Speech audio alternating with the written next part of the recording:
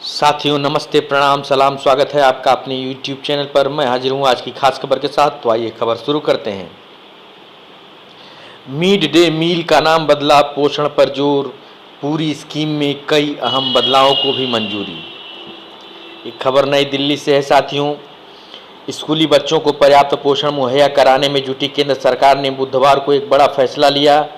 इसके तहत स्कूली बच्चों से जुड़ी करीब 26 साल पुरानी मिड डे मील स्कीम के नाम को बदल दिया गया है। इसका नाम अब पीएम पोषण यानी कि प्रधानमंत्री पोषण शक्ति निर्माण करने का ऐलान किया गया है। सरकार भोजन देने के साथ ही बच्चों को सेहतमंद भी बनाएगी।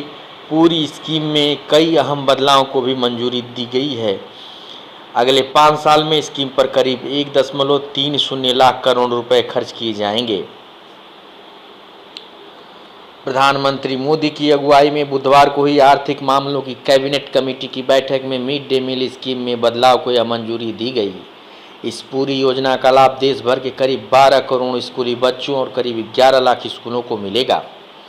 पीएम पोषण के नाम से यह स्कीम इसी वित्तीय वर्ष से लागू होगी।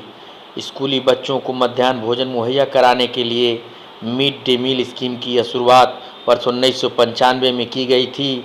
तब से यह स्कीम लगातार संचालित है और सरकार की लोकप्रिय स्कीमों में शुमार है।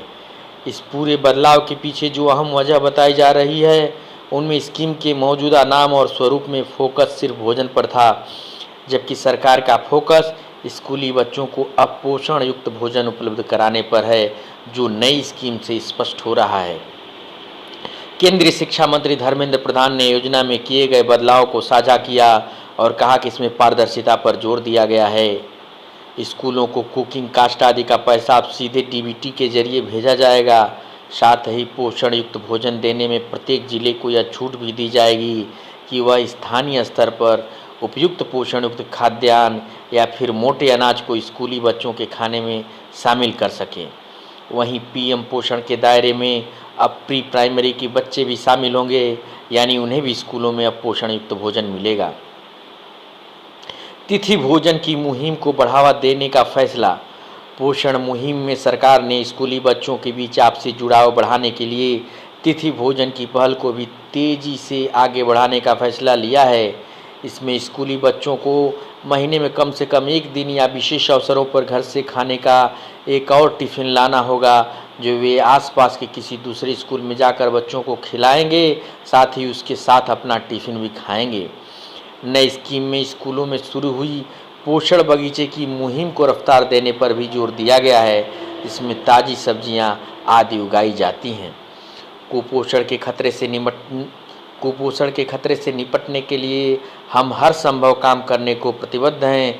पीएम पोषण को लेकर केंद्रीय मंत्रिमंडल का निर्णय बहुत अहम है और इससे भारत के युवाओं का फायदा होगा।